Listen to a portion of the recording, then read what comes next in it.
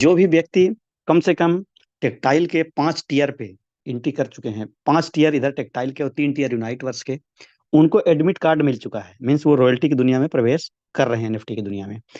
और energy add करते करते वो एक्टिवेटर या सुपरवाइजर या आगे की एनएफटी पे सीटर मैनेजर लेवल की जितनी भी एनएफटी है उनको अचीव कर सकते हैं और बहुत बड़ी इनकम जनरेट कर सकते हैं। आज बहुत सारे मेटाफोर्स के बहुत सारे लीडर हैं, उनके घर में बहुत अच्छी खुशियां आई सुबह सुबह ही। किसी को यदि इंडियन करेंसी में बात किया जाए तो 20,000, किसी को 25,000, किसी को 50,000, किसी को लाख, 2 लाख, 5 लाख, 10 लाख रुपए, 20 लाख रुपए तक की भी रॉयल्टी इनकम आई है लोगों को।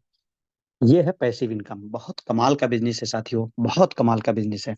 तो चलिए, आज अपन ट्रेनिंग सेशन पे कुछ सीखते हैं जिससे अपन टीम की मदद भी कर पाए और टीम की मदद करते करते अपनी खुद की भी मदद कर पाए। विन विन सिचुएशन कॉन्सेप्ट है यहाँ पर। हम टीम को जिताते हैं और फाइनली हम भी जीतते हैं। सब लोग मिल करके डिसेंट्रलाइज तरीके से काम करते हैं। तो आज कुछ बेहतर सीखने के लिए तैयार हो जाइए, अपने मन मस्तिष्क को ओपन कर लीजिए साथियों। मैं स्क्रीन शेयर कर रहा हूँ साथियों, आप लोग बहुत ही कंसंट्रेट होकर के कोई भी ट्रेनिंग सेशन हो, बहुत इंपॉर्टेंट इसलिए रहता है कि शाम को प्लान प्रेजेंटेशन होता है और सुबह हम सीखते हैं कि कैसे हम ग्रो करें, कैसे हम टीम को साथ में लेकर के आगे बढ़ें।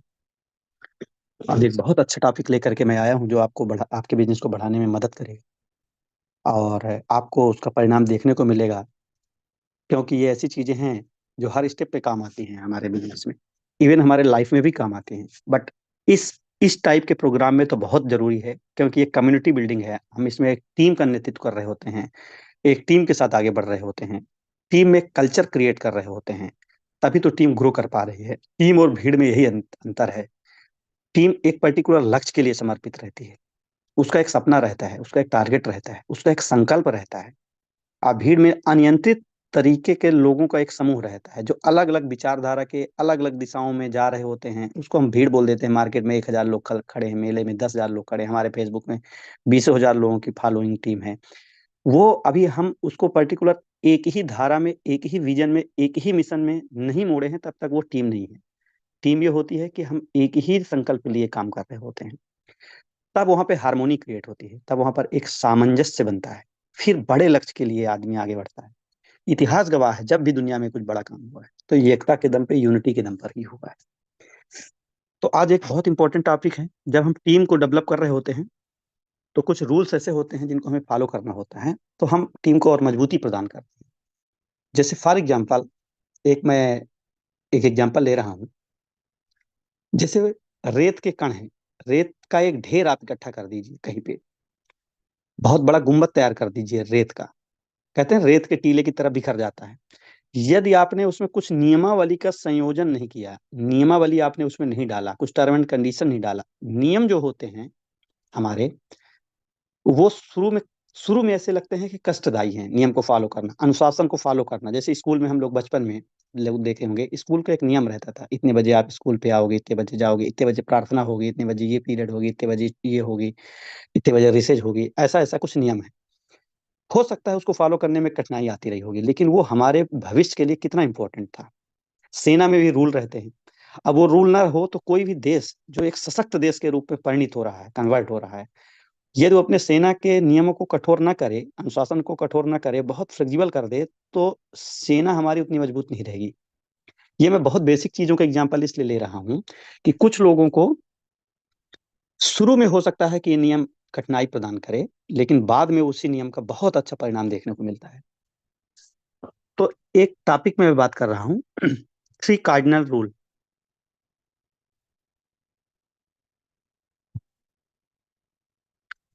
कार्डिनल मतलब होता है हार्ट से निकला हुआ, हृदय से निकला हुआ। कार्डिनल का मतलब ये होता है, कार्डियक नहीं बोलते हैं। इसमें होता ये है, 3 ऐसे रूल जो हमको हृदय से फॉलो करना है। हमको किसी भी एंगल से उसको ऐसे हल्के से नहीं लेना है, बहुत ही तत्परता, बहुत ही लगन से लेना है। वो क्या है? नंबर 1, कभी भी कोई भी नया काम, कभी भी कोई भी, यदि मेटाफोर्स में आए, नया टाइप का काम आपको दिखे, नया काम ट्राई नहीं करना है बिना सीनियर पार्टनर से सलाह लिए हुए। ट्राई नहीं करना है। बिल्कुल नया टाइप का काम आ गया कुछ भी, फॉर एग्जाम्पल किसी ने ऐसा बोल दिया कि ठीक है, हम पेपर में ऐड निकलवा देते हैं न्यूज़पेपर पे, और हमारा एक कांटेक्ट नंबर है, और सब फटाफट फटाफट लोग हमारे घर में भीड़ इकट्ठा कर लेंगे, हम 12 स्लॉट से ज्वाइन करेंगे, 9 स्लॉट से ज्वाइन करेंगे, हम 8 स्लॉट से ज्वाइन करेंगे, आप हमको ज्वाइन कराइए। ऐसा सीन, ऐसा आपके मस्तिष्क में विचार आया, मंच में इस तरह से बताया नहीं गया है, यदि इस टाइप का नया विचार आया कि ऐसा कुछ कर लिया जाए, तो एक बार आप सीनियर पार्टनर से सलाह ले लें। ये बहुत इंपॉर्टेंट चीज है कि कोई भी नया टाइप का काम आया आपकी लाइफ में, कोई भी कभी भी ऐसा मस्तिष्क के अंदर आया और कोई भी ऐसा नया विचार आया जो नया टाइप का लग रहा हो, एक बार आप अपने सीनियर पार्टनर से आप कंफर्म कर लें कि मेरे मस्तिष्क में ऐसा ऐसा विचार चल रहा है, तो आप बहुत सारा समय पैसा अपना बचा लेंगे, टाइम बचा लेंगे। तो इन शॉर्ट अपन ऐसा समझते हैं कि कोई भी नया काम करने के पहले हम सीनियर पार्टनर से सलाह ले, मंच पे आए या हमारे सीनियर पार्टनर जो भी मीटिंग कर रहे हैं उस मंच में है, उसमें देखेंगे क्या ये बताया जा रहा है। यद्यप ये प्रोग्राम पूरी तरह से डिसेंट्रलाइज है, इसलिए मनमानी नहीं करना है कि हम नए तरीके से कोई ऐसा काम करें जिससे हमारा समय और पैसा दोनों बर्बाद हो। तो ये एक गांठ बांध लेना है कि इस टाइप का काम हमें नहीं करना है। कुछ नया विचार आया, एक शादी चल रही है, फंक्शन चल रहा है, और हमारे मन में आया कि हम फंक्शन में ही सब लोगों को मेटाफोर्स का प्लान दिखाने लग जाएं, एक एक को बैठा करके। ठीक, तो हो सकता है कि सीनियर पार्टनर ऐसा कर चुका हो लाइफ में, या कि उसके पास इसका एक्सपीरियंस हो, तो वो बता देगा आपको कि ऐसा काम मत करना। आप अप्रोच कर सकते हो, आप क्यूरियोसिटी अप्रोच कर सकते हो, कॉन्टेक्ट नंबर आप आदान प्रदान कर सकते हो, बाद में आप उनको अपॉर्चुनिटी शेयर करना। बट वहां पे आप काम करोगे तो आप हंसी के पात्र बनोगे, और आपकी एक अच्छी नेम लिस्ट भी आपके हाथ से हट जाएगी। कई बार ऐसे लोग बुला लेते हैं कि सर ऐसा करिए ना कि वहां पे उस दिन बहुत हमारे यहाँ फंक्शन है, या कि हमको वहां पे बुलाया गया है, आप भी चलिए, वहां पे बहुत सारे लोग एक साथ मिल जाएंगे। तो बहुत सारे लोग तो एक साथ तो मिल जाएंगे, तो ऐसे तो मार्केट में भीड़ पड़ी हुई है, हर जगह भीड़ है, कहीं भी जाएंगे हर जगह भीड़ दिखाई देगी। तो ऐसा कई बार बुला लेते हैं, और कई बार हमारा जो नया साथी हो तो वो भी चला जाता है अपने जूनियर पार्टनर की मदद करने के लिए, किसी स्कूल के फंक्शन में है, किसी संस्था में चला गया अचानक अटेंडा, और वहां पर अपनी बात को रखा, और कोई भी एक व्यक्ति निगेटिव था, तो वो जो बंदा हमारा था जिसके लिए हम गए थे वो स्वयं निगेटिव हो गया। क्यों? क्योंकि निगेटिव का असर ज्यादा होता है। तो निगेटिव वाले बंदे ने बोला ये सब बकवास है, सब फालतू की चीजें हैं, ऐसा है वैसा है, कहाँ फंसे हो, और वो अभी इतना कनेक्टेड था नहीं मीटिंग से, सेमिनार से, आपसे। तो हम अल्टीमेट अपना ही बिजनेस खत्म कर रहे होते हैं। तो ये बहुत इंपॉर्टेंट चीज है, इसको हल्के से नहीं लेना है। कुछ भी नया काम मस्तिष्क के अंदर आता है तो जरूर जरूर जरूर अपने मेंटर सीनियर पार्टनर से आप पूछें कि सर इस टाइप का मेरे दिमाग में चल रहा है, करना चाहिए कि नहीं करना चाहिए। तो आप बच जाएंगे, आप अननेसेसरी बहुत सारे ऐसे समय बचा लेंगे, और बहुत सारा ऐसा पैसा बचा लेंगे जो वहां पे खर्च होने वाला था आपके ट्रेवलिंग में आने जाने में। तो एक तो ये हो गया। दूसरा, कभी भी, हालांकि ये डिसेंट्रलाइज सिस्टम है इसलिए इसमें कोई ऐसा प्रश्न ही नहीं है, फिर भी कभी भी किसी के पैसे, आपका डाई का लेन देन है, आपने कुछ मैटिक दिया, ट्रांसफर किया है ना, कुछ भी आपने ऐसे सपोर्ट किया है, सपोर्ट लिया, जो भी है, किसी के पैसे, किसी के चरित्र, और किसी के सम्मान, किसी के पैसे, चरित्र और सम्मान के साथ खिलवाड़ ना करें, मतलब मिस यूज ना करें। ये कहने का तात्पर्य जो भी है, कब कैसे कैसे मैनेज हो सकता है, ट्रांसपेरेंसी के साथ वो सारी चीजें व्यवस्थित रहनी चाहिए। कभी भी किसी के मन में नहीं लगना चाहिए मेरा, वो सामने वाला बंदा टेक्सटाइल में भी 12 स्लॉट के लिए अभी मेंटली रेडी नहीं है, उसके पास पैसे हैं, आप उसको सिस्टम से लाइए, सिस्टम से वो स्टेप बाय स्टेप ग्रो करे, ऑटो अपग्रेड करके ग्रो करे, या उसके माध्यम से टीम आने वाली है तब वो स्वयं का डिसीजन ले। पर ऐसा नहीं करना चाहिए कि हमारा ये 12 स्लॉट खाली है, और यहाँ पर हमने, हमारा ये सामने वाला 10 स्लॉट तक है, और अभी इसकी टीम भी नहीं बनी कुछ भी, ठीक है, 9 स्लॉट तक ही है। हमने क्या किया, इसका 10वां 11वां और 12वां करा दिया, ठीक है। ये त्वरित लाभ तो हमने कर लिया, पर जो व्यक्ति आने वाले टाइम पे मिलेनियर बन सकता था, 1 CR पर एनम कमा सकता था, आपको भी इस इसके स्लॉट की वजह से, इसके एल्गोरिदम की वजह से आपको भी इनकम आती, तो हमने अपना नुकसान कर लिया। हमने शॉर्ट टर्म के प्रॉफिट के चक्कर में उसको अननेसेसरी प्रमोट कर दिया। इस टाइप का कभी भी अनैतिक काम नहीं करना है। वो हमारा पार्टनर है, उसके स्लॉट हमारे स्लॉट है, हमारे स्लॉट उसके स्लॉट है। इस पवित्र मनोभावना के साथ जब हम काम करेंगे तो हम बहुत बड़ी पारी, बहुत बड़ा काम कर सकेंगे, क्योंकि उसका भी स्लॉट तो हमारा ही स्लॉट है, उसकी भी इनकम बढ़े तो ये भी हमारा दायित्व है। हम उसके लिए प्रयास करेंगे कि उसकी भी इनकम बढ़े। तो वो तो अपना ही हो गया ना, हमारा पार्टनर है तो हमारा ही है, हमारा ही स्लॉट है वो एक तरह से, तो हम अपने ही स्लॉट को मिस यूज क्यों करें किसी भी एंगल से। कई बार क्या होता है कि लीडर ऐसे प्रमोट कर देते हैं टेक्टाइल को, फिर बाद में उनको दिक्कत होती है। ये सारी चीजें ट्रेनिंग में इसलिए बताई जा सकती हैं कि आप फ्यूचर में इस बात पे अलर्ट रहें, साफ सुथरा बिजनेस करेंगे तो साफ सुथरी तरीके से इनकम भी आएगी आपको। इसलिए बहुत इंपॉर्टेंट चीजें हैं। हाँ, यदि इसकी टीम है बहुत अच्छी, डेवलप हो रही है, नीचे से ग्रो हो रहे हैं और इनको आप प्रॉफिट दिलवा रहे हैं, प्रॉफिट दिलवा मतलब सपोर्ट कर रहे हैं, प्रॉपर टीम आ रही है, तो इनका स्लॉट बढ़ाना भी बहुत इंपॉर्टेंट है। इनको प्रॉपर काउंसलिंग करना भी बहुत इंपॉर्टेंट है कि आप अपना स्लॉट बढ़ा लें, और आप स्लॉट बढ़ाएंगे तो आप फास्ट इनकम जनरेट करेंगे, तो वो काउंसलिंग का पार्ट है, वो भी आप मदद करें उनकी। आपने नहीं बताया, कई बार ऐसा होता है कि सामने वाला कैपेबल था, वो कर सकता था, वो 12 जा सकता था, 12 में ला सकता था लोगों को, लेकिन आपने ध्यान नहीं दिया, तो उसने अपना 50 लाख रुपए की इनकम खो दिया एक तरह से। बेसिकली 6 महीने टाइम निकल गया, 3 महीने टाइम निकल गया, 50 लाख रुपए का उसने अपना इनकम खो दिया। कैपेबल था वो बंदा, कर सकता था आपके साथ तालमेल बना करके, आपने उसका स्लॉट ही नहीं बढ़ाने में हेल्प नहीं किया आपने। कई बार ऐसा भी होता है। तो मेरा कहने का तात्पर्य है, दोनों कंडीशन पर किसी के पैसे, चरित्र और सम्मान के साथ खिलवाड़ न करें। ये दो मैंने अभी बताया। तीसरा एक बहुत इंपॉर्टेंट है, जो कि सबसे ज्यादा गलती होती है उसमें,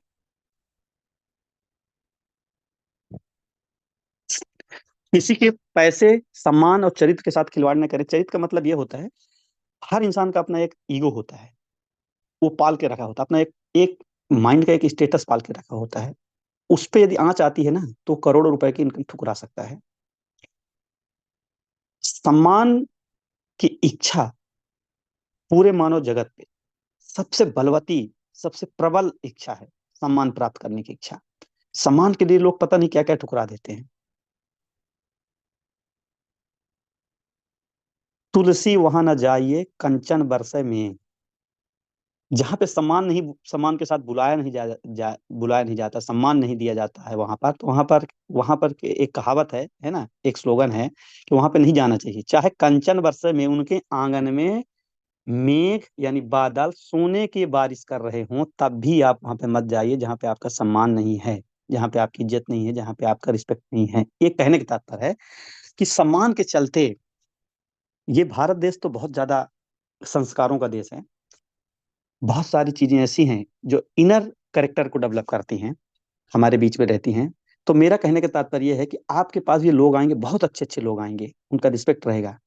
आपने उनको कुछ ऐसा बोल दिया, देखिए करना है तो करिए। मैं एक एग्जांपल ले रहा हूँ, कई बार हमारे नए जो बच्चे होते हैं, यंगस्टर होते हैं, कई बार बहुत अच्छा करते हैं, और कई बार गलती से मुझसे ऐसे भी निकल जाता है कि बहुत बढ़िया अपॉर्चुनिटी, इसको मिस नहीं करें, मिस करेंगे तो पछतावा होगा।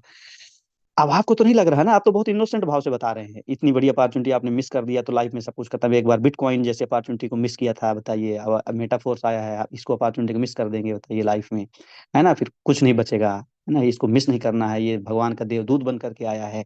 ये भी माइनर, थोड़ा थोड़ा थोड़ा, कहीं ना कहीं, हल्का हल्का हल्का उसके आत्मसम्मान को ठेस पहुंचाता है, कि मतलब आप ही साक्षात नारायण हो, आप ही उसके घर में गए हो, अभी तक उसकी दाल रोटी नहीं चल रही थी, आप नहीं बताओगे तो कंगाल हो जाएगा, बर्बाद हो जाएगा, आप बता दोगे तो मुकेश अंबानी बन जाएगा। ऐसा इनडायरेक्टली उसके मैसेज में आप छाप छोड़ रहे हैं। इतना ओवर भी नहीं बोलना है, आपको बेस्ट से बेस्ट अपॉर्चुनिटी का प्रदर्शन करना है, बेस्ट से बेस्ट चीजें बतानी है। स्मार्ट कॉन्ट्रैक्ट क्या है, वेब 3.0 क्या है, इसका फ्यूचर क्या है, मेटावर्स का फ्यूचर क्या है, वो स्वयं डिसीजन लेना। उसके लाइफ में खुद इतनी जरूरत है, इतनी डिमांड है कि वो खुद ही कनेक्ट हो जाएगा।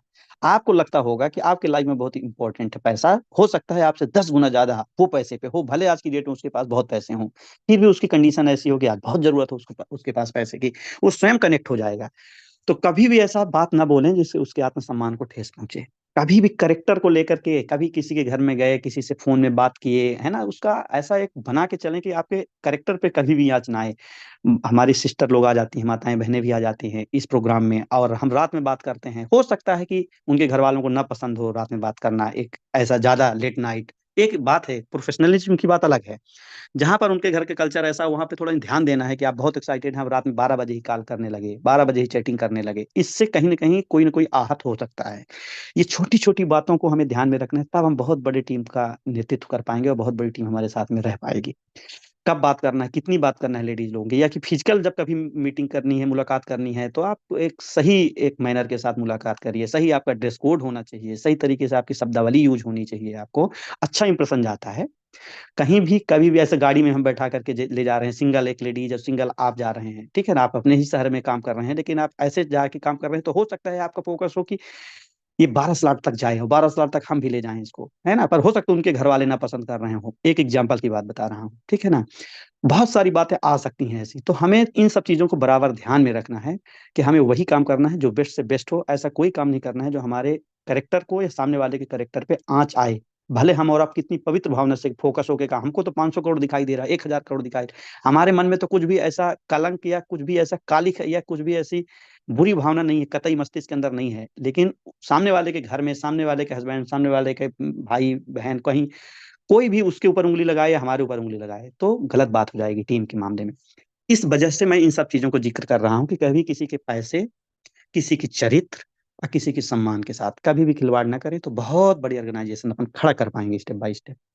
तो ये हो गया दूसरा पॉइंट। तीसरा पॉइंट, कभी भी नकारात्मकता शेयर ना करें। कभी भी।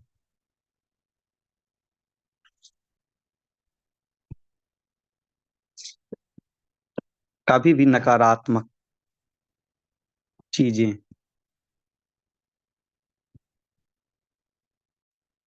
शेयर ना करें, किसी से भी नहीं।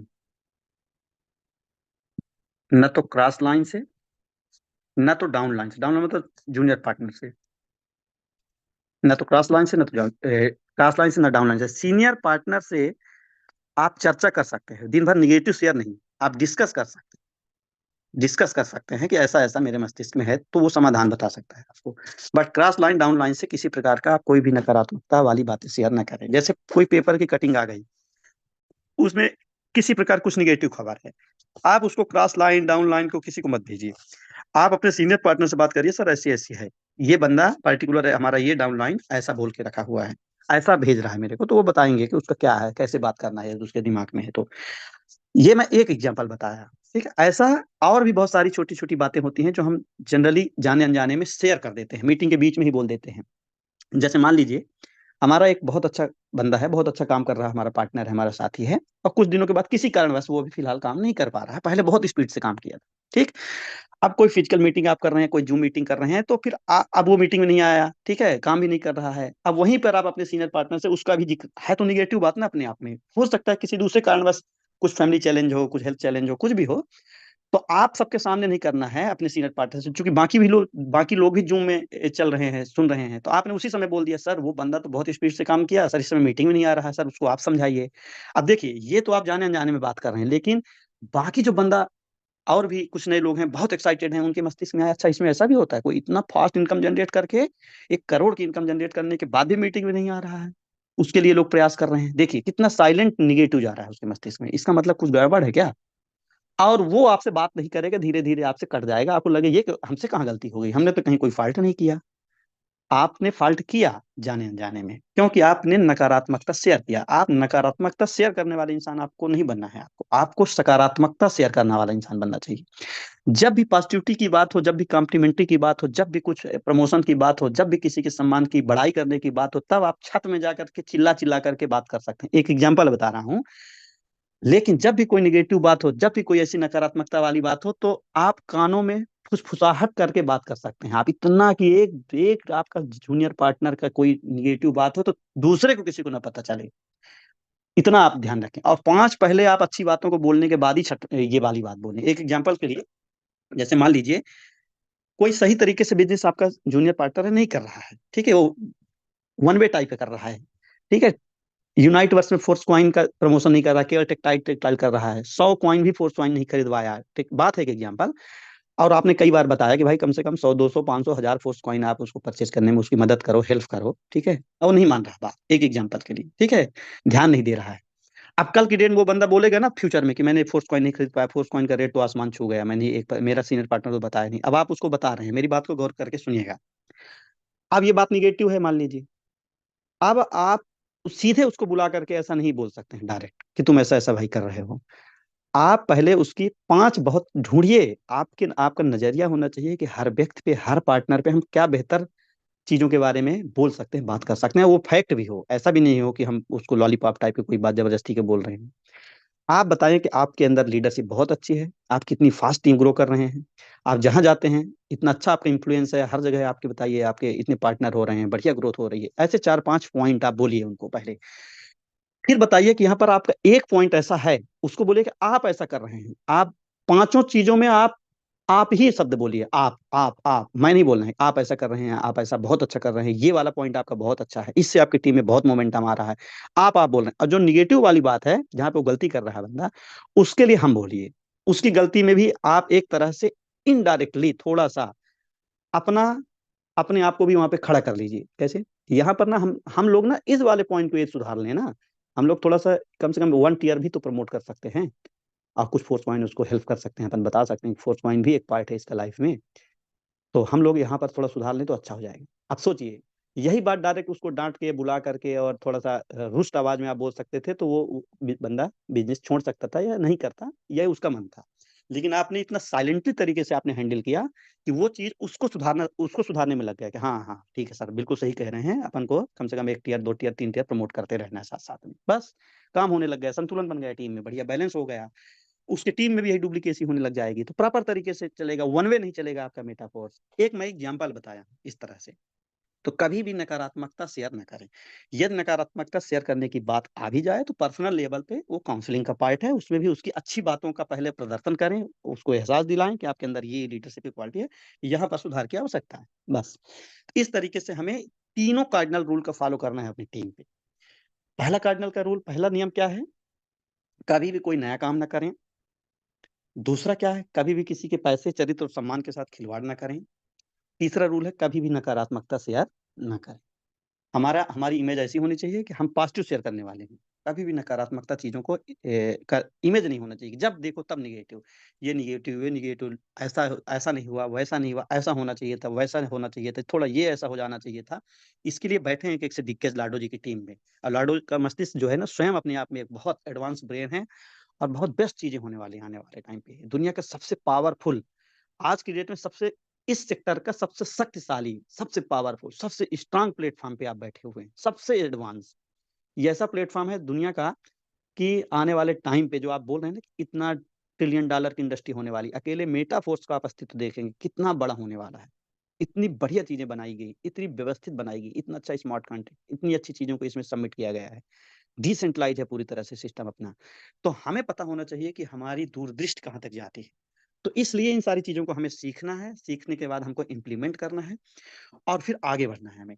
किसी भी तरह से इन बातों को फ़ॉलो करना ही करना है, आदत में लाना है, हमको अपने आप में चेक करना है।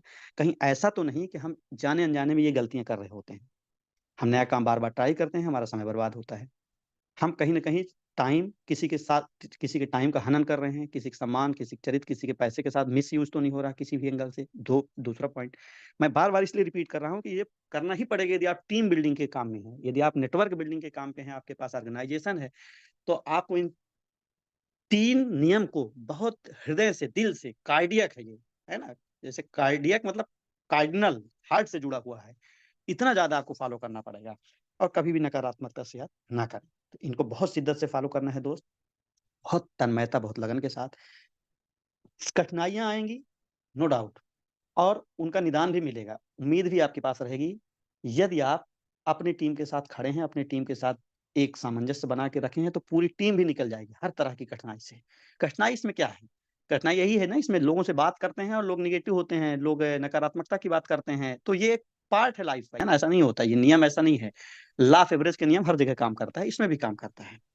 आप 10 लोगों को कॉल करेंगे, ये 10 लोगों में से 2 लोग आपके बात को सुनते हैं, आपके प्लान पे इंटरेस्ट लेते हैं, यदि वो मीटिंग जॉइन करते हैं, तो आप सही ट्रैक पे हैं।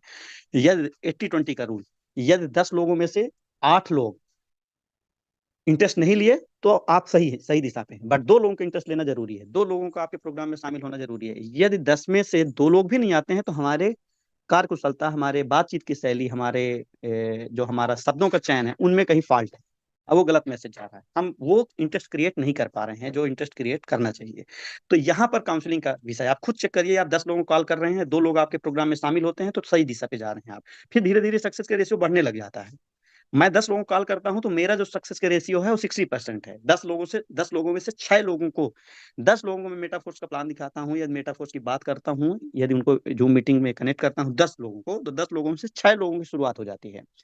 तो मैं ये मानता हूँ कि ये धीरे-धीरे प्रैक्टिस से होता है। कई लोग ऐसे हैं जिनका सक्सेस रेशियो 70% तक है। 10 में से 7 लोग हो जाए, उनकी सेल्फ इमेज अच्छी है, उनकी बातचीत की शैली अच्छी है, उनका गुडविल भी अच्छा है, उनका ट्रस्ट भी अच्छा है सोसाइटी के अंदर, है ना, उनके पर्सनल उनका ऐसा कुछ बना हुआ है सोसाइटी के अंदर, इतना मजबूत मिसाल बना के रखे हैं अपने अस्तित्व के, अपने कैरेक्टर की, अपनी इमेज की, कि कोई मना नहीं कर सकता है। तो कई लोगों का बहुत अच्छा रहता है।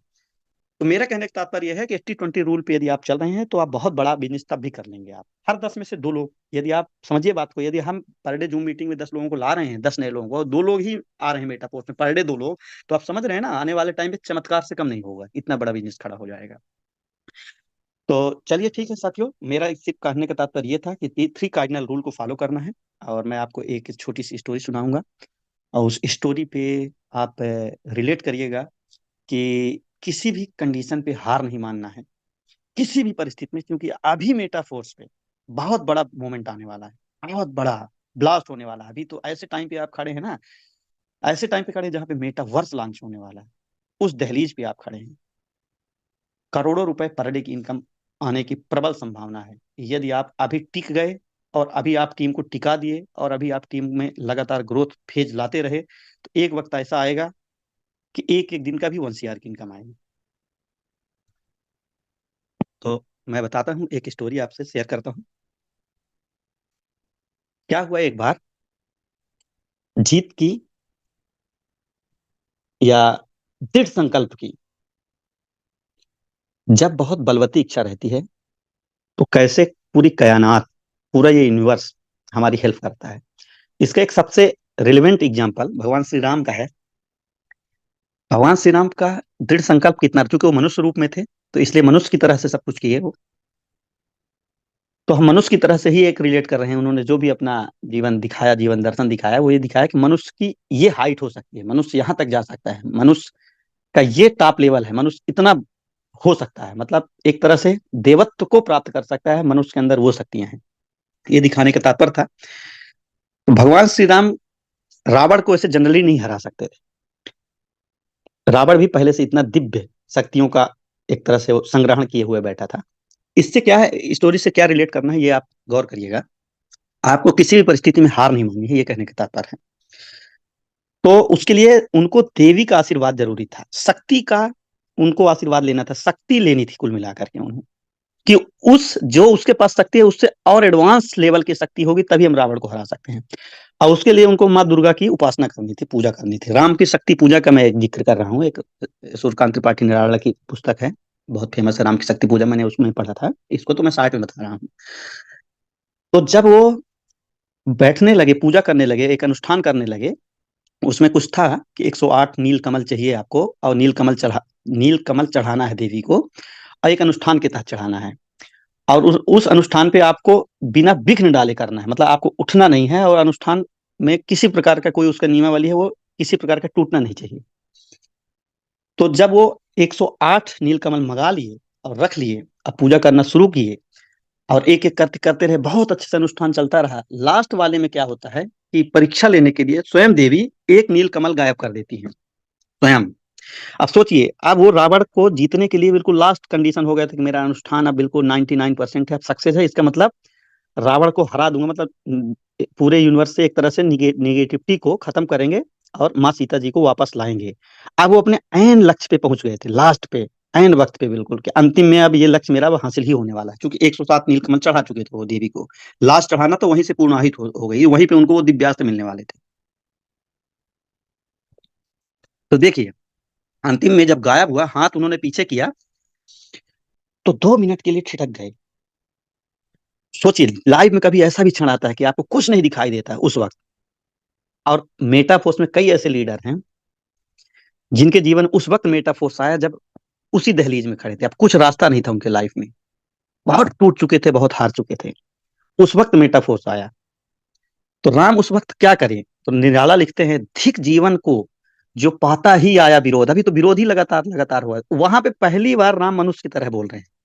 धिक साधन, हार गए ना जब बहुत आदमी टूट जाता है। धिक साधन जिसके लिए सदा ही किया शोध, जानकी बत टूट के लिख रहे हैं, दर्द में, पीड़ा में, चुभन में, उस हृदय में जो एक कुहक उठती है, दर्द उठता है, क्योंकि अब लग रहा था ना कि अब बिल्कुल लास्ट है, सीता का उद्धार हो सकेगा और मैं जीत करके ले आऊंगा सीता को। अब ये यदि मैं नीलकमल नहीं चढ़ाऊंगा तो ये अनुष्ठान अधूरा रह जाएगा, और मैं रावण से जीत नहीं पाऊंगा और वापस आना पड़ेगा। तो कितनी वेदना वाला उन्होंने शब्द लिखा लास्ट में बोला, क्योंकि मनुष्य रूप में थे ना।